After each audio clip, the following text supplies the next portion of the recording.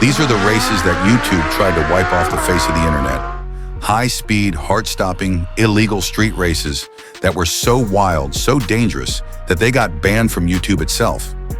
In this documentary, we're going to take you deep into the world of underground street racing, where speed rules everything, where the stakes are high, and where some people will do anything to win, even if it means risking their lives.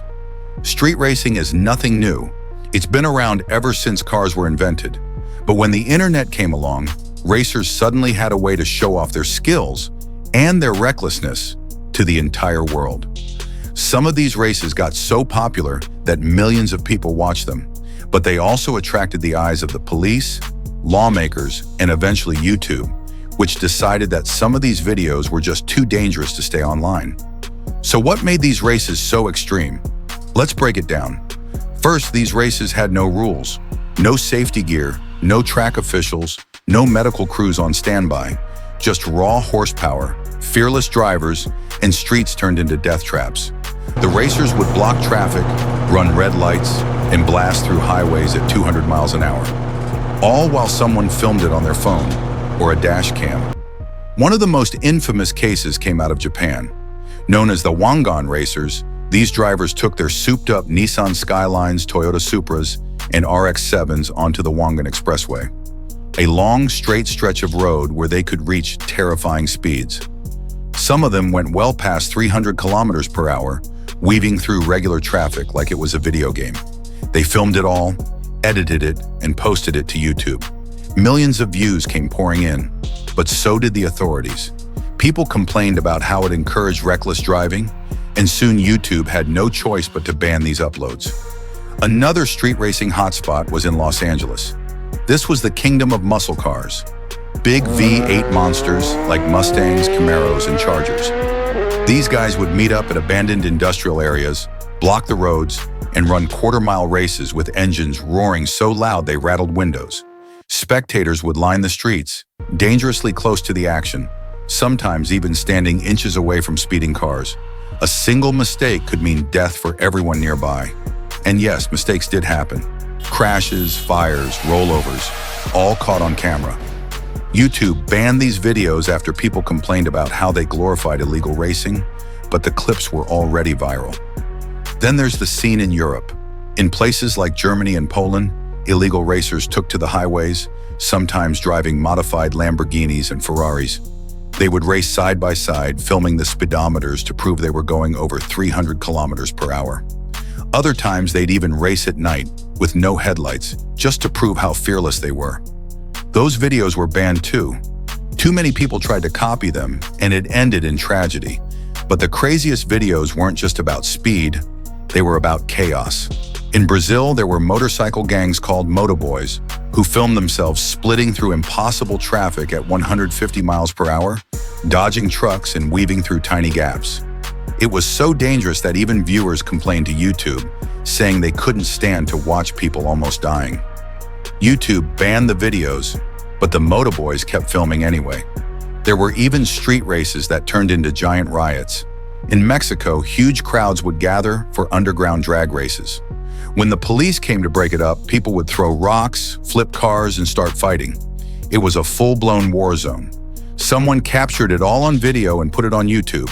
Millions watched, but then the platform banned it for showing criminal violence.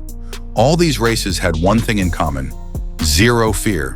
These racers believed that the streets belonged to them, that laws didn't apply, that if they had the guts to go faster than everyone else, they were the kings of the road. But the truth is, street racing is deadly, and these videos proved it over and over. So why did people keep filming them? Why did they keep uploading them, even knowing they could get banned or arrested? Simple: fame. The street racers wanted to be legends.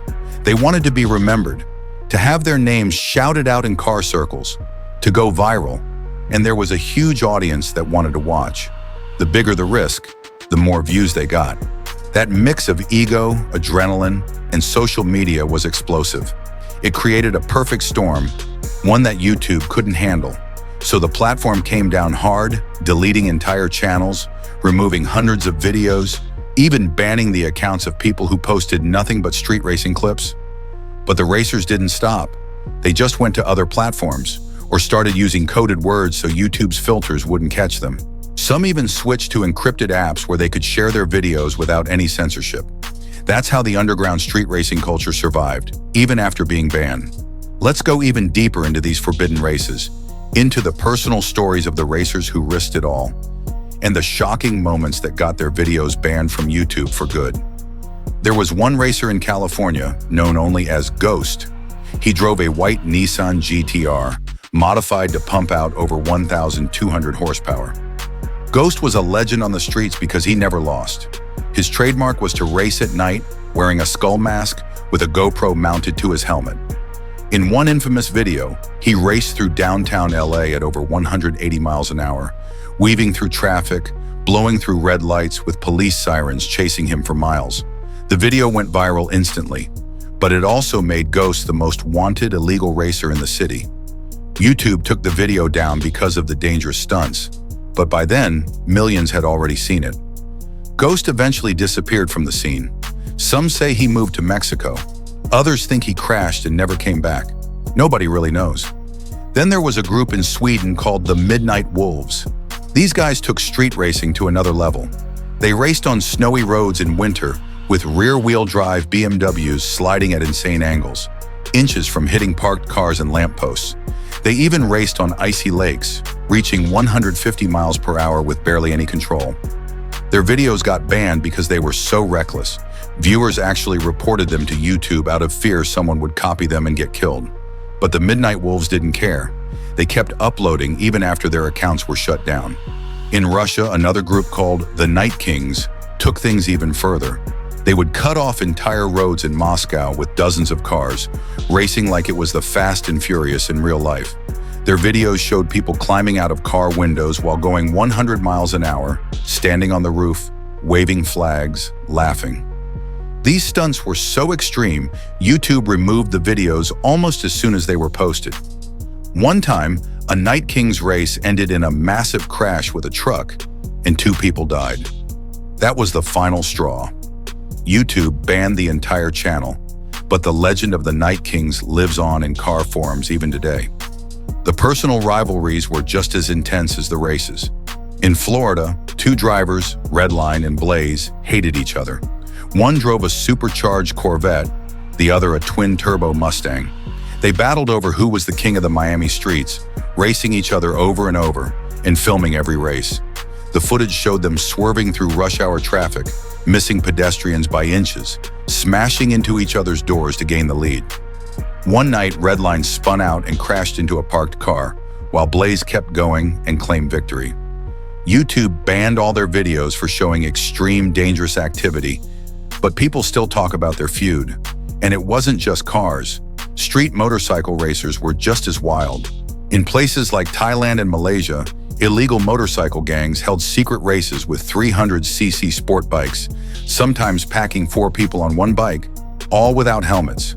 They would pull wheelies for miles, swerve through trucks, and blast through police checkpoints.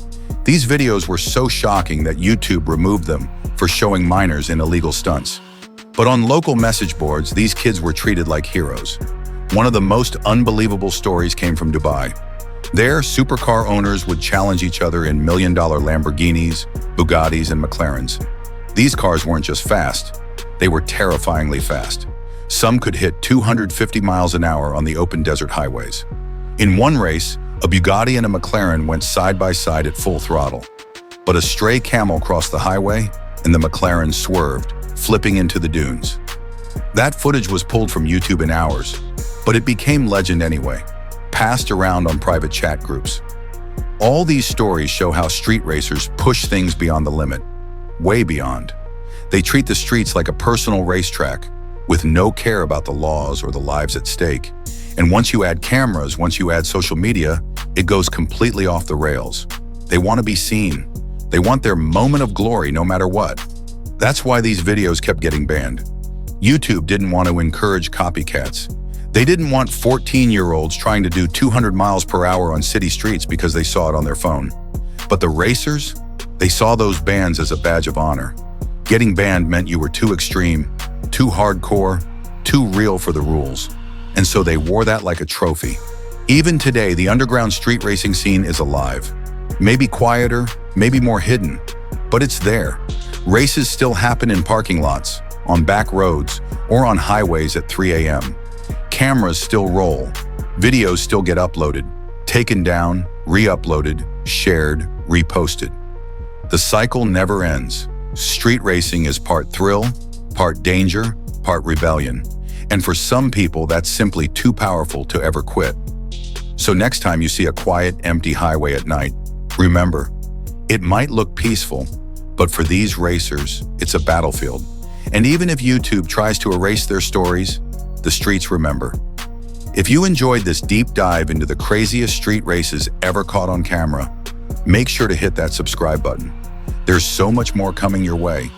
Wild stories, fast cars, and the truth behind the world's most dangerous roads. Don't forget to like, share, and turn on notifications so you never miss an upload. Thanks for watching and stay safe out there.